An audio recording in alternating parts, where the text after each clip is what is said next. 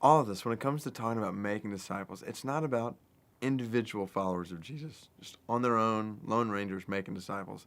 It's about being a part of a body and together making disciples. So when it comes to those central practices that are involved in disciple making, sharing the gospel, showing the word of Christ, teaching the word of Christ, these things happen primarily through community and in our relationships with others, in the context of that at least, sharing the gospel. If we want to see unbelievers come to Christ, those unbelievers need to see evidence of community around Christ. They need to see the love of Christ in action. They need to see the mercy of Christ in action, and loving one another, serving one another, caring for one another, praying for one another.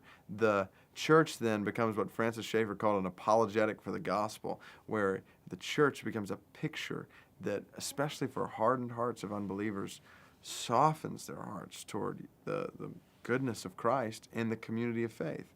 We're showing the word to one another in and through the church. And so we don't just walk in isolation. We walk in love and service to one another. We're teaching the word to each other and the word spreading through each other. All of that has to happen in the context of relationships with other people. And so disciple making is intricately tied to commitment to a local church. And we make disciples in local churches. And that's why even in the church that God's entrusted me to pastor, we have small groups within our church where this kind of community can play out, and where these in small group relationships with each other, they can more effectively make disciples in the community spread all around Birmingham through community with one another, locking arms together and saying, we want people to come to Christ in Birmingham. How can we work together for that? And so it's not just individuals trying to figure out how to do this. It's people in community walking alongside one another and doing this together. And together